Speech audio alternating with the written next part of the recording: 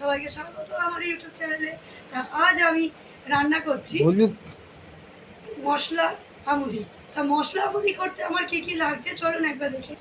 মশলা আমুদি করতে আমার লাগছে এখানে কিছুটা আমুদি মাছ, আর এছাড়া লাগছে নুন, হলুদ, এখানে রয়েছে জিরে গুঁড়ো, কাশ্মীরি রেড চিলি পাউডার, একটু গোলমরিচ আর কালো জিরে আমি শুকনো ভেজে গুঁড়িয়ে রেখেছি, আর এছাড়া লাগছে চালের গুঁড়ো, একটু বেকিং পাউডার আর টমেটো পেস্ট।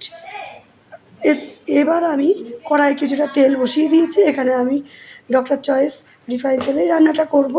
তা তেলটা গরম হচ্ছে, তা মাছের মধ্যে এবার আমি কিছুটা মশলা মাখিয়ে নিই।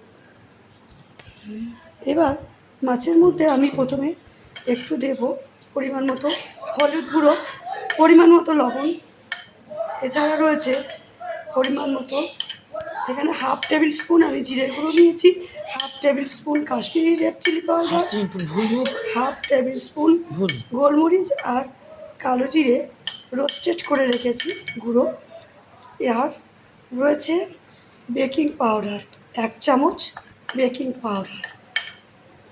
এখান থেকে আমি 1 tablespoon tomato tomato paste দেব,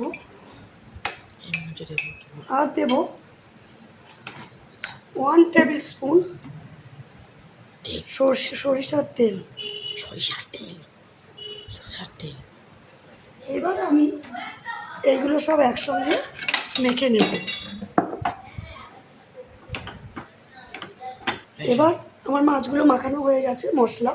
এবার আমি এগুলো একটা একটা করে চালের গুঁড়ো মাখিয়ে তেলে ছাড়বো। তেলটা গরম হয়ে এসছে, গ্যাসটা বাড়িয়ে দিলাম।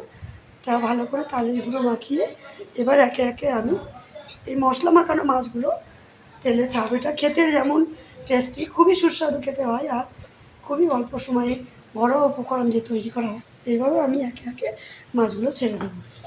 আমার মাছগুলো এক পিঠ ভাজা হয়ে গেছে, এবার আমি উল্টে দিচ্ছি।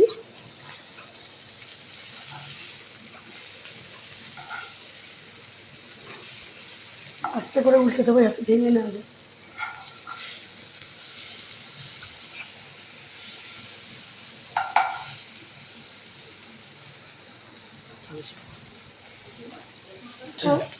এই মশলা আমুদি খুব একটা বেশি ডুবো তেলে ভাজতে হয় না।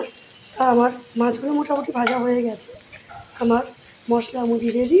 এবার আমি এগুলো একটা প্লেটে তুলে নেব।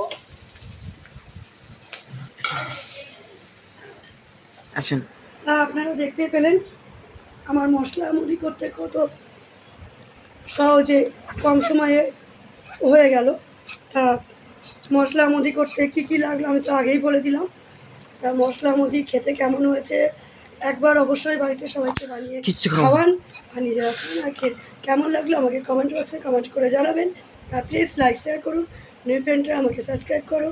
আজ আসি, বাই।